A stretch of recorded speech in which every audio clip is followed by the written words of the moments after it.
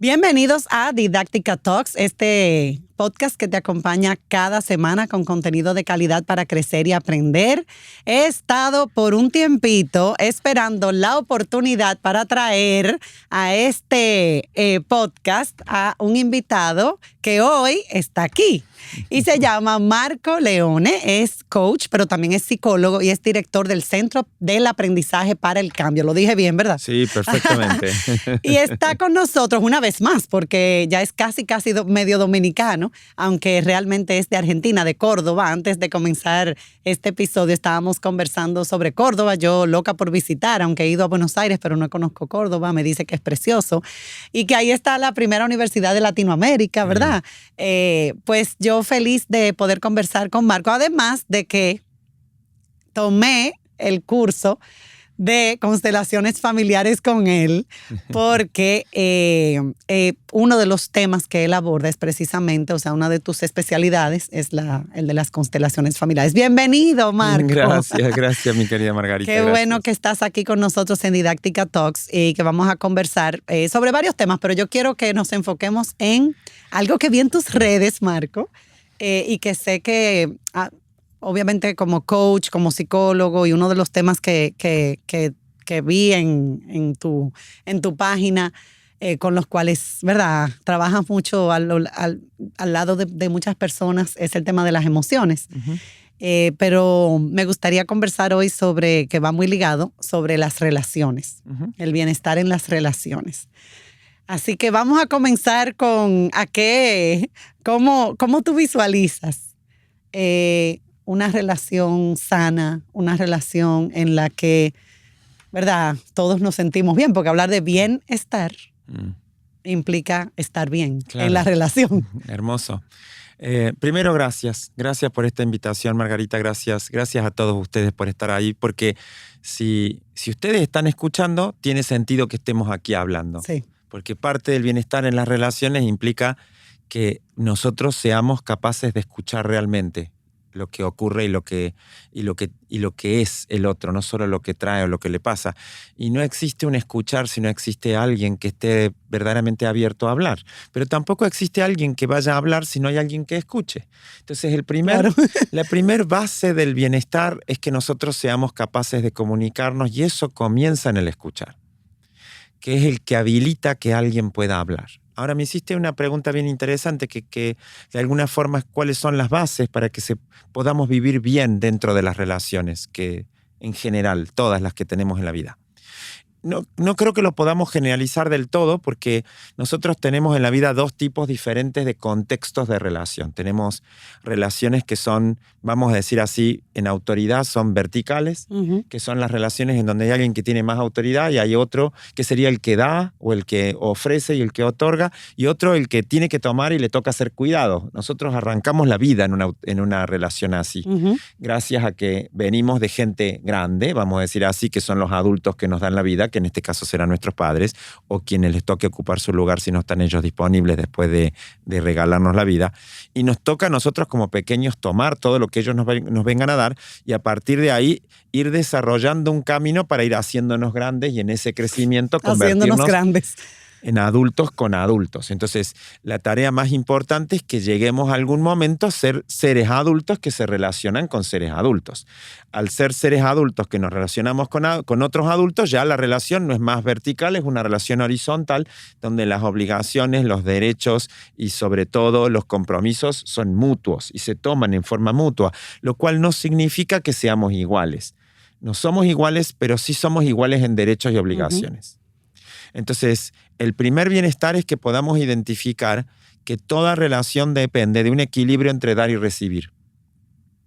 Y si nosotros hablamos de una relación adulta, el equilibrio entre dar y recibir implica que nosotros no podemos vivir en una relación donde sea uno solo el que da y uno solo el que quiera recibir o el que quiera tomar del otro, porque eso nos vuelve a las memorias de la relación vertical, uh-huh, en donde éramos niños absolutamente necesitados y absolutamente dependientes del cuidado adulto, lo que nos lleva a imaginar que por todo un primer comienzo de la vida, nosotros hemos necesitado ser los que tomamos, los que recibimos para poder arrancar una vida de relación con nosotros mismos.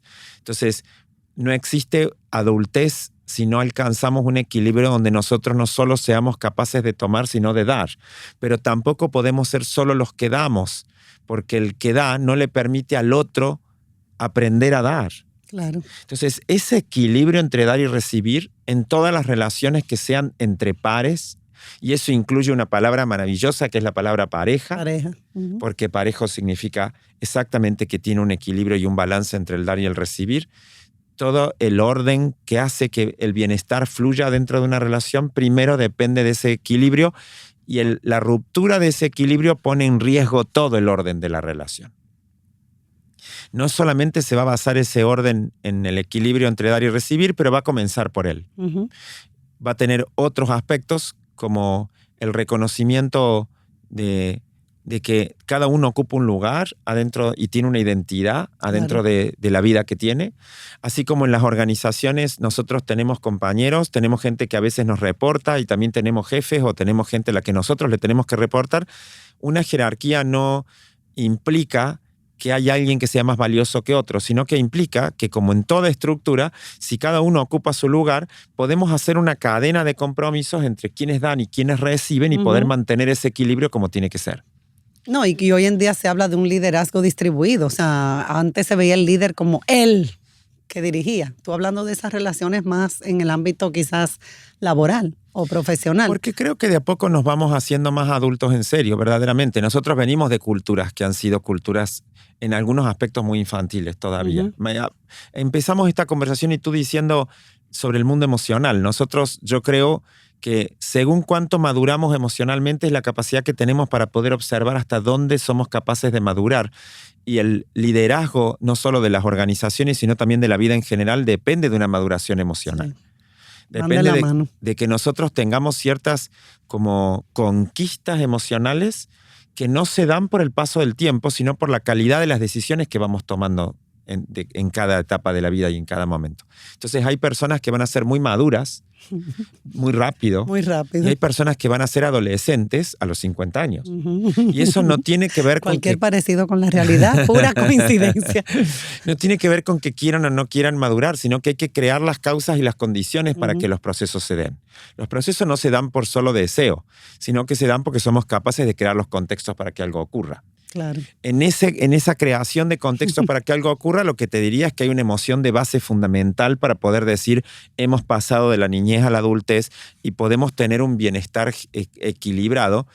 Y es que el bienestar en el adulto depende de la conquista de la libertad del adulto, porque a nosotros nos encanta pensar en los niñez y en los niños y en ser niños y en cuando éramos niños, y si la pasamos más o menos bien en la niñez, hasta añoramos volver por ahí, alguna cosa como esa, ¿no? A que nos hagan, a que nos den, a que nos traten, a que no sé qué, a que nos abracen y a que tengamos que trabajar un poco menos. A veces viene bien, por lo menos imaginarlo. Pero el niño no tiene ninguna libertad. No. Depende completamente. Completamente depende no solo de las decisiones de los demás, sino de la capacidad de lectura de los demás, que a veces nos equivocamos muy feo como adultos sobre qué es bueno para el otro. Y más aún en estas épocas que van cambiando a tal velocidad, donde la lógica de las condiciones que necesita un niño no son las lógicas de las condiciones que necesité yo cuando era niño. Entonces yo creo que puedo proyectar lo que creo que es bueno para el otro, y para el otro el mundo le cambió tantas veces desde la niñez mía a la de él, que lo que le estoy dando no tiene nada que ver con las condiciones que necesita, a veces literalmente nada. Y si saltamos de una época donde no había internet a una en la que sí, y donde no había redes a donde sí, básicamente ha cambiado el 99% de la condición. Entonces, la conquista de la libertad para el adulto depende de una emoción que se llama dignidad. Y la dignidad es el gran desafío evolutivo para poder hacernos adultos. La dignidad no es un derecho. La dignidad, además de ser un derecho, si lo queremos mirar éticamente, la dignidad no es algo que uno le puede dar al otro. Si el otro no lo conquista, uno no se lo puede dar.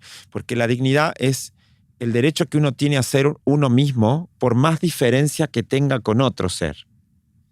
Es el contexto en donde yo no necesito ni pensar, ni ser, ni parecerme a otro ser humano o a un grupo humano para poder tener derecho a pertenecer. Entonces la dignidad tiene directamente que ver con otro aspecto fundamental del bienestar, que es el sentido de pertenencia.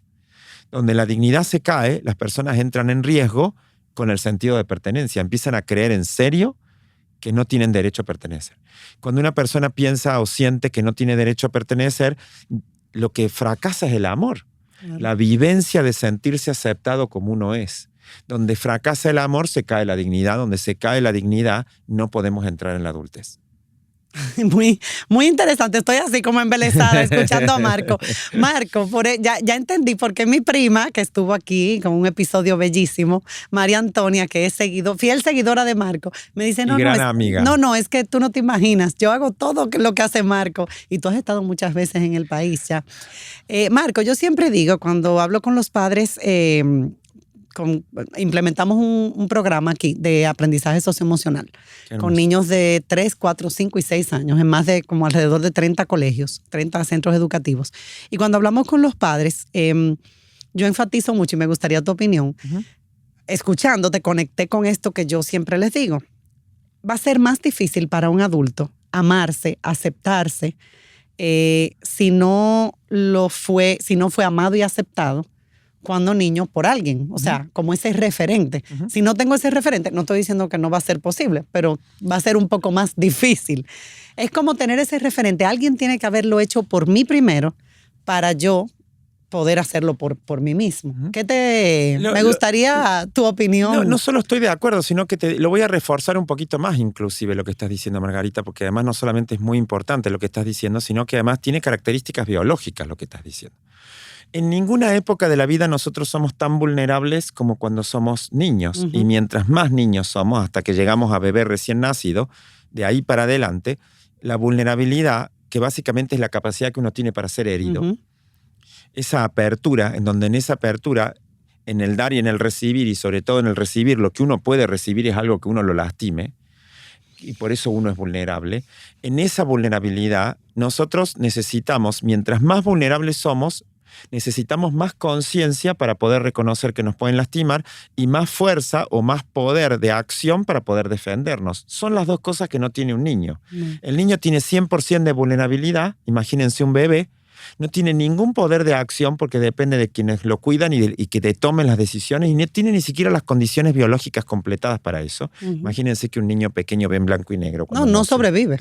Entonces, no sobrevive si no cuenta con un adulto que... Sin el contacto no tiene manera de sobrevivir. Entonces, ¿qué es lo que me parece como fundamental que podamos tener en cuenta?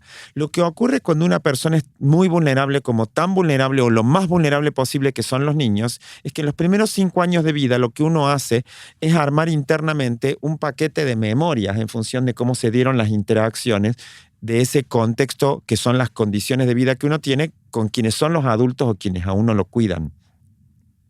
En esos primeros 5 años, esas memorias que uno va a armar van a condicionar, lo cual no significa que van a determinar, pero tú dijiste algo bien bonito y es, ¿lo vamos a poder cambiar? Sí, pero va a ser más difícil. ¿Qué quiere decir que va a ser más difícil? Quiere decir que nosotros, nuestros padres, nuestros educadores, y no estoy hablando solo de los padres, sino todos los educadores que vamos a tener, nos van a hacer regalos maravillosos en la vida y también nos van a regalar algo que es muy importante, que son las faltas. Nos van a regalar la posibilidad de sentir que no todo lo que hemos necesitado lo hemos recibido. Las faltas van a ir pegadas a los conflictos. Cada vez que tenemos conflicto, el conflicto es una evidencia de que hay algo que yo necesitaba tener y no tengo. Entonces los conflictos van a aparecer en la adultez. Imagínate una pareja en donde lo que uno le pide a la pareja es que me mire, que me ame, que me abrace, que me tenga en cuenta, que me valore como yo siento que no lo hicieron conmigo cuando era pequeño, por ejemplo.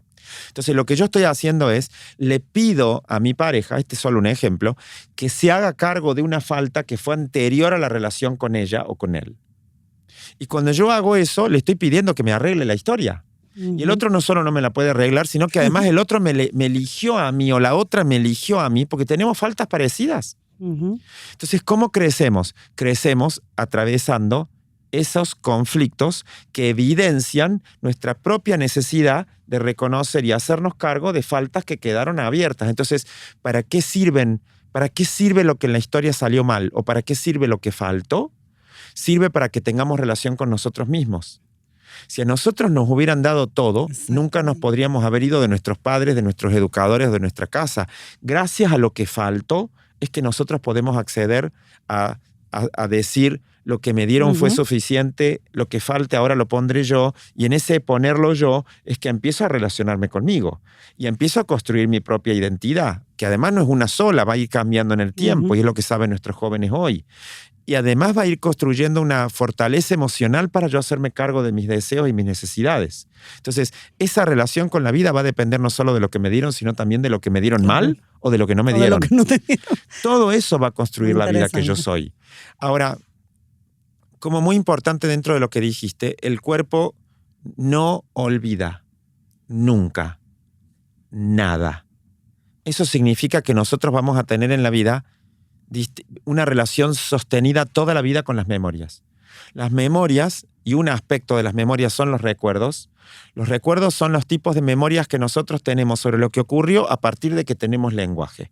¿Qué quiere decir eso? Que nosotros recordamos nuestra infancia desde los 5 o 6 años, porque antes de eso no teníamos lenguaje, no podemos armar recuerdos si no tenemos lenguaje, porque no tenemos cómo ponerle nombre a lo que ocurrió. ¿Qué quiere decir? Que no lo memorizamos, no tenemos memoria cuando no tenemos lenguaje. No, sí lo memorizamos, pero no lo recordamos. Exacto. Entonces, ¿cómo aparece? Como sensación en el cuerpo. Si mi mamá tuvo un problema en el parto conmigo, yo no me acuerdo del parto mío, pero yo tengo la sensación de miedo. Los otros días estuve trabajando con un señor que me decía, hay algo que pasa conmigo que no sé qué es, pero yo en invierno no puedo usar bufandas, yo siento que cualquier cosa me ahorca, yo no la puedo dejar a mi mujer que cuando me abraza me ponga una mano en el cuello porque yo siento que me van a asfixiar y me pongo mal y me pongo irritable y yo quiero ver por qué y demás. Y cuando nos pusimos a hacer una constelación para ver eso, lo primero que yo le pregunté en lo que ocurría dentro de la representación es si él sabía algo sobre cómo había sido su parto. Entonces nos tomamos un tiempo, fue un break, la llamó su mamá, que todavía la tiene, y la mamá le dijo, yo nunca te quise contar, pero tú naciste en una cesárea que fue de emergencia, cuando venías en un parto natural, porque se te había dado 2 veces vuelta el cordón umbilical y prácticamente cuando hiciste fuerza para salir prácticamente te asfixiaste.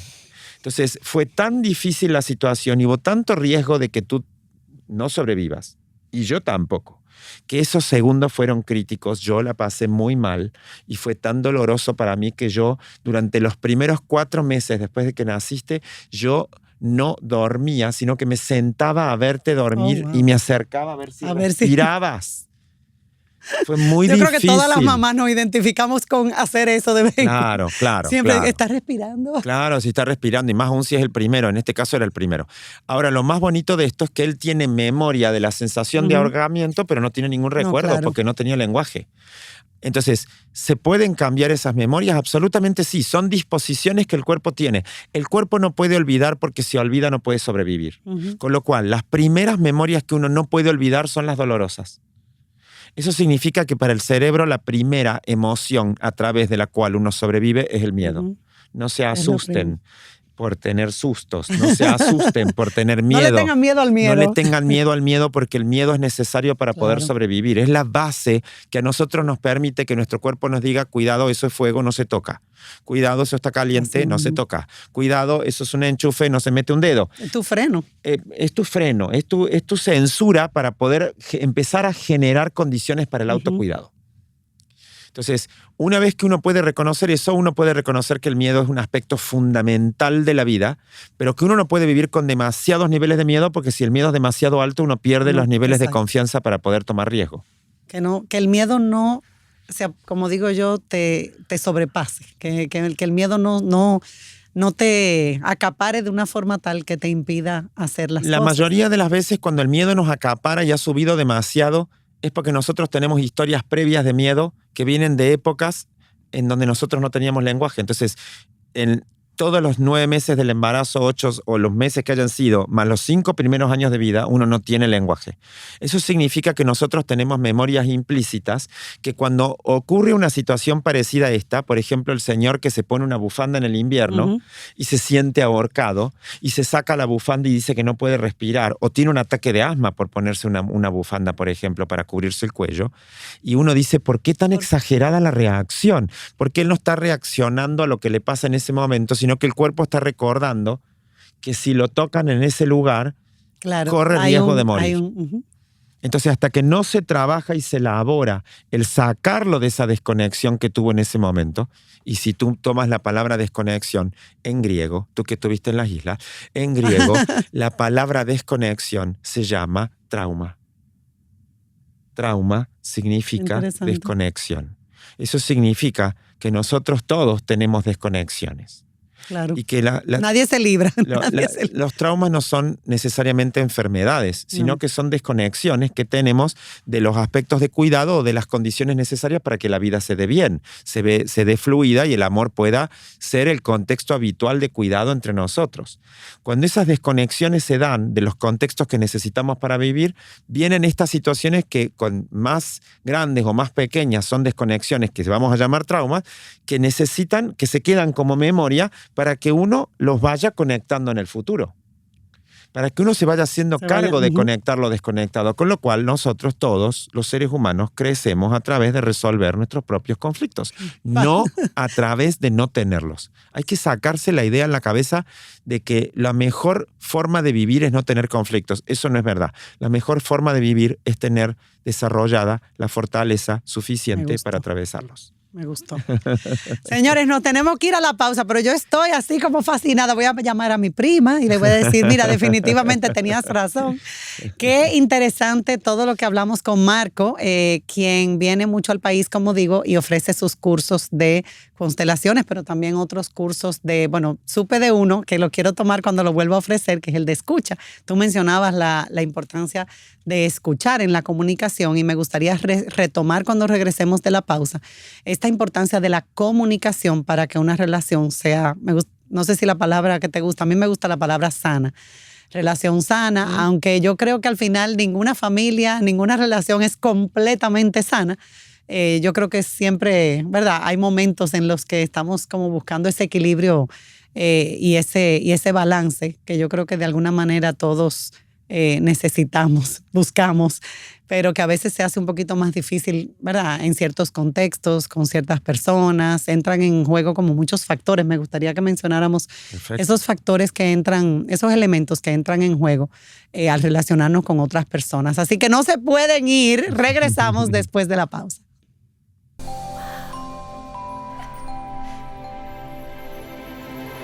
Atrévete a encontrar eso que quieres.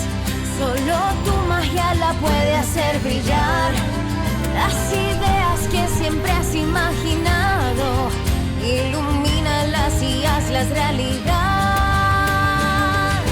Las puedes cumplir. Cada idea que tienes vive aquí. Las puedes cumplir. Cada idea que tienes brilla en ti.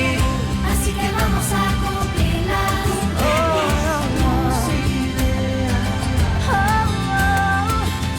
Así que vamos a cumplir las ideas.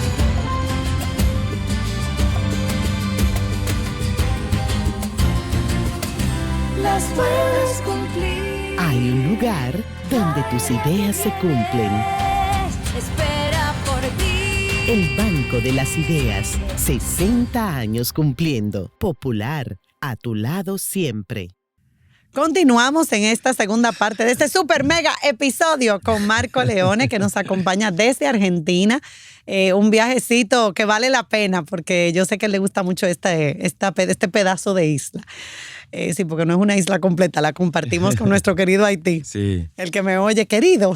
Sí. Nuestro querido absolutamente, Haití. Claro que sí. Claro que sí. Bueno, pues continuamos con este tema de las relaciones y me gustaría primero abordar, Marco, esos elementos que entran en juego al relacionarnos con otras personas. Ya tú has mencionado muchos. Has mencionado, obviamente, ¿verdad? Todo lo que conlleva pasar de la niñez a la adultez y cómo muchos llegan a la adultez siendo todavía niños, porque no se trata de tiempo, sino de realmente las experiencias y las decisiones y cómo creamos esas oportunidades para crecer, claro. vamos a decir, para realmente crecer. Sí. Pero las relaciones son tan complejas. Mira, Marco, yo siempre digo que nosotros somos los que complicamos la cosa. los seres humanos. Sí. Porque tú ves la naturaleza, Sí. yo que me voy a mi finca y me pongo a ver así, digo, wow, nosotros sí complicamos la existencia. Y la verdad es que las relaciones son complejas. Intervienen muchos elementos, muchos factores en cada tipo de relación. Obviamente la relación primaria que tenemos con ese papá, mamá, o como tú decías, la persona que asume ese rol, y se habla, obviamente hay toda la teoría del apego, que ¿verdad? Se sabe que esos tipos de apegos, pues hay una teoría que plantea que esos tipos de apego pues influyen incluso en cómo yo me relaciono como adulto con otras personas. Y esa relación y como tú decías, esa dependencia que tenemos, pues definitivamente luego de adulto, pues de alguna manera rechazamos o no es saludable volver a una relación de dependencia, sino que lo saludable es una relación entre iguales, vamos a decir, pares, como tú decías. Claro. Pero ¿qué elementos entran en los diferentes tipos de relaciones? ¿Qué factores? Podríamos tomar distintas como modelos para poder contestar una pregunta tan grande y tan hermosa como esa, pero yo voy a tomar algo que tú dijiste recién y que tú trajiste, la teoría del attachment o del apego. Lo que a mí más me gusta de esa teoría es que explica por qué los seres humanos vivimos en ansiedad. Y esta es una época en particular donde nosotros como adultos hemos normalizado vivir ansiosos. La ansiedad es una emoción donde uno le tiene miedo a todo. Y como es un miedo sin objeto, porque en el miedo uno le tiene miedo a algo o a que pase algo, en la ansiedad uno tiene miedo por las dudas. Entonces uno tiene miedo de quedarse solo y de no llegar algún día a tener pareja. Si tiene pareja, tiene miedo de que le traicionen o que lo dejen. Si no lo dejan y no lo traicionan, tiene miedo a no llegar a tener hijos. Y si los llega a tener, tiene miedo de que les pase algo. Y si no les pasa nada o si está dentro de lo esperable, ahora tiene miedo de que no lo quieran o de que no lo haga bien o de que no sea buena madre o de que no sea buen padre. La ansiedad es la conclusión de que uno siempre puede perder en cualquier elección que haga, con lo cual parte de una memoria que está activada de que las pérdidas no pueden ser vividas en paz y que uno tiene que buscar siempre ganar y siempre salir como vamos a decir así, como vencedor de las situaciones. Y eso le pone un estándar a la vida que va derechito a hacernos sufrir, pero además no hay ninguna posibilidad de no hacerlo. ¿Por qué? Porque primero, nosotros no tenemos control sobre la vida. El control es una respuesta que uno tiene cuando uno tiene miedo. Uno tiene capacidad de diseño, pero uno no tiene capacidad de control. Yo puedo diseñar cuando quiero hacer mi boda. Yo no puedo diseñar que no llueva. Exacto. Con lo cual o que pase cualquier otra cosa, pero tengo que diseñar tomando ciertos recaudos y esa es la base de la confianza y a veces ni con recaudo y todo, lo mismo sigue pareciendo algo que no estaba dentro del contexto de lo que yo soy capaz de observar o de reconocer. Entonces uno tiene que tener una enorme habilidad para poder moverse en paz con las ganancias y las pérdidas. En la vida uno va a tener ganancias, en la vida uno va a tener pérdidas e igual tiene que estar agradecido. Y eso que estoy diciendo es la base de un estado de ánimo que se llama serenidad. Y la serenidad es el opuesto literal de la ansiedad. Entonces, ¿de dónde viene la ansiedad? La ansiedad viene del contexto de sentirse inseguro. ¿Y de dónde viene la inseguridad? Viene de la memoria de que los primeros años de vida, las personas que a mí me cuidaron, o en este caso si fueron mis padres como educadores, no pudieron crear las condiciones para no estar ellos bajo estrés mientras me educaban. Y entonces yo lo que aprendí es a tener miedo de verlos a ellos asustados o enojados o peleados entre ellos o de alguna manera en alguna forma de tensión. Cualquier forma de tensión lo que genera es un estado de alerta y el estado de alerta, si se sostiene demasiado tiempo en el tiempo, lo que provoca es que la persona entra en una activación inclusive en su cerebro donde hasta de noche le cuesta dormir porque no puede bajar las defensas porque todo el tiempo se está defendiendo de una nueva posibilidad de volver a perder. Entonces, si la ansiedad se generaliza, la persona pierde la seguridad. Y si pierde la seguridad, va a normalizar sentirse inseguro. Y va a tratar de controlar el contexto de la inseguridad a través de controlar la respuesta que le den o la respuesta de lo que hace cada vez que toma una decisión o genera algún tipo de acción. Entonces, se va a convertir en una persona resistente. ¿Qué es una persona resistente? Una persona que hace fuerza, una persona que trata de controlar, una persona que toma el liderazgo y el compromiso de la vida o de los demás como un acto heroico donde hay que ir para adelante y donde voy a seguir estoicamente pase lo que pase y a mí no me van a voltear y a mí no me van a lastimar y a mí no sé qué cosa. Cuando uno hace eso en la vida, uno puede llegar a convertirse en alguien que tiene una gran capacidad de acción y hasta enormes niveles de resultado. Pero les voy a contar una cosa. Va a dejar de disfrutar de los resultados que tenga porque no se puede relajar y uno no puede disfrutar en la tensión. Porque el disfrute, la palabra disfrutar significa partir la fruta. Es lo que uno hace cuando uno toma una fruta de las ricas esas tropicales que ustedes tienen acá, mango. se la pone el mango, lo que sea, se la pone en la boca y hace... Y uno dice, qué rico. Eso es disfrute. Pero yo no puedo disfrutar si no estoy presente al placer que me provoca en este momento esto que estoy haciendo. Y para eso no puede haber un grado alto de tensión. En la tensión lo que se cae es la capacidad de disfrute, es la capacidad de reconocimiento del logro y es la capacidad de gratitud por lo que se vive. Si se cae la gratitud, uno entra en otro estado de ánimo que es la queja. Ay, sí. Y si ustedes no saben de qué se trata la queja, los voy a invitar a mi país y les vamos a enseñar un máster en 2 horas de cómo quejarse sin parar de lo que venga. Ustedes tienen el doctorado lo tienen. Como buenos universitarios que somos, tenemos rico. doctorado hasta en queja nosotros. Entonces, algo como muy importante de esto es que las personas no podemos vivir en bienestar en la adultez si vivimos en ansiedad, si vivimos en tensión y si vivimos en queja. Porque la ansiedad... eso impacta las relaciones con todo lo que me rodea. Todo lo que impacte la relación conmigo va a impactar la relación Claro. hacia afuera. Porque yo cuando sienta, esto imagínense en la película del Titanic, que siempre había uno, me acuerdo, cuando se están por ahogando, y es la cosa más obvia de todo, que cuando siente desesperado que se está ahogando, pone la mano y agarra la cabeza de alguien y lo hunde para poder sacar la cabeza. Ay, sí. Entonces, no existe posibilidad de que yo no haga daño, no porque quiera hacerlo, sino porque en un estado de desesperación, la desesperación es que yo ya no puedo seguir esperando.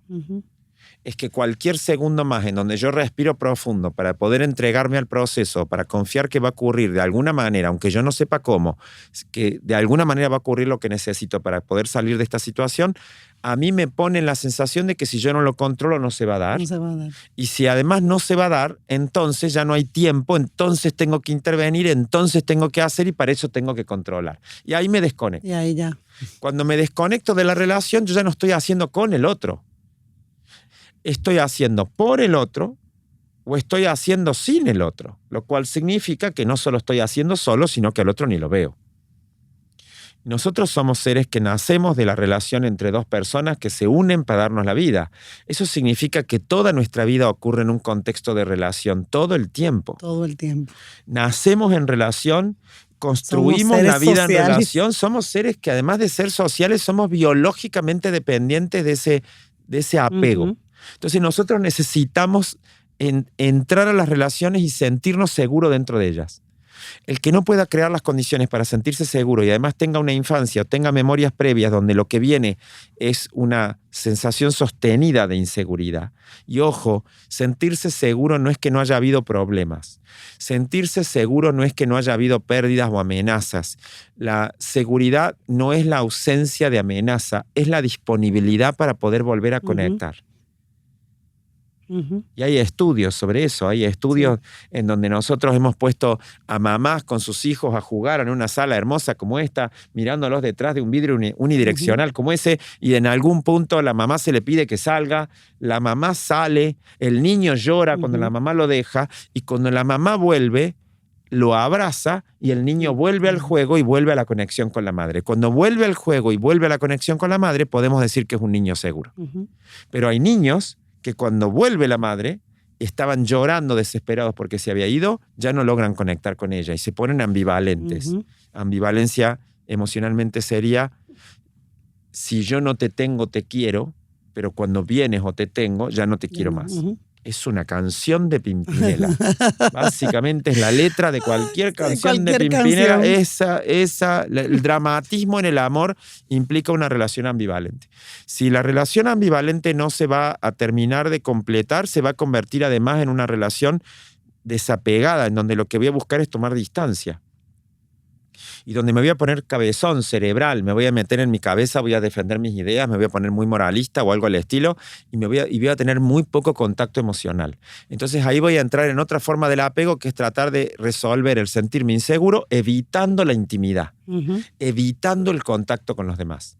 Entonces, por regla general, las condiciones para que poder vivir en una relación de respeto y de amor entre nosotros, como sea que lo entiendan al amor, es que tenemos que poder aceptar que somos vulnerables, tenemos que poder usar esa vulnerabilidad para poder compartir nuestra intimidad, crear contextos para poder mostrarnos quiénes somos, y la base de esa intimidad es que podamos escuchar sin juzgar. Y ahí empieza el porqué. La escucha para los seres humanos es la habilidad más importante de todas. Yo diría algo más. El escuchar es la forma más elevada del amor. Uno no solamente... Me gustó esa frase, así es que se va a llamar el episodio. Qué lindo. Uno no solamente tiene un sentimiento por el otro, sino que uno le ofrece al otro el que se sienta lo suficientemente querido, aceptado y respetado, así como es, por mucho que se diferencie de mí, a través de mi capacidad para dejar que me llegue lo que me trae, lo que me comparte, o lo que piensa, o cómo lo ve. Lo cual no significa que yo voy a estar de acuerdo. No, Escuchar claro. no es sinónimo de estar de acuerdo. Escuchar es una forma de respeto por el punto de vista del otro, de respeto por la manera en que observa o ve la vida, o la percibe o la siente.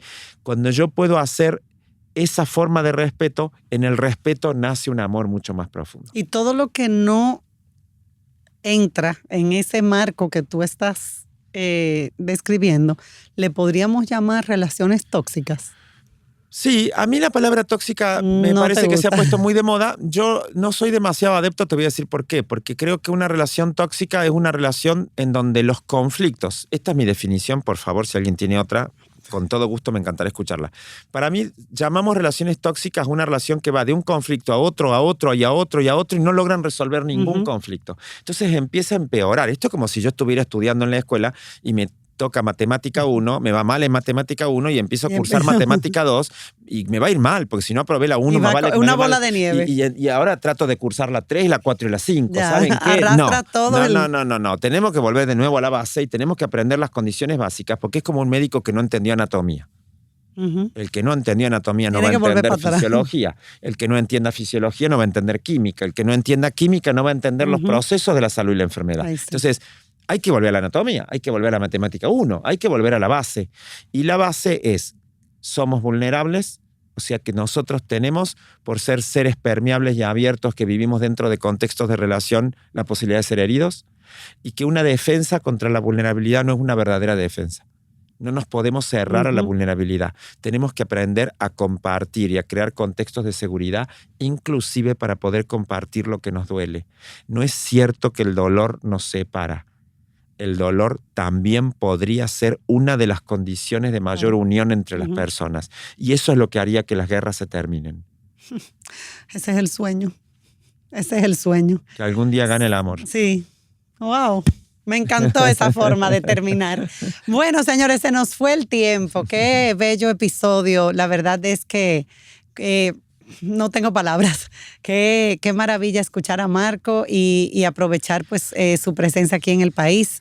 Estén atentos a sus redes, Marco Leone Coach, ¿verdad? marcoleone.coaching. Sí, exactamente. Y pueden seguirlo ahí para también ver cuándo regresa al país, estar pendiente de sus cursos. También pueden ver algunos videos en YouTube. Montón.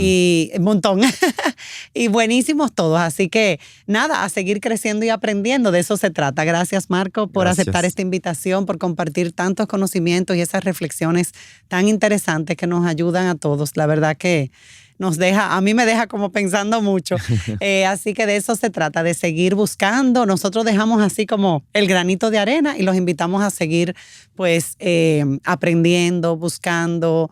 Yo creo que uno nunca termina. Esto es un camino de nunca acabar. Así que cerramos con nuestra frase: la educación no es teoría, sino vida, transformación y aprendizaje. Hasta la próxima.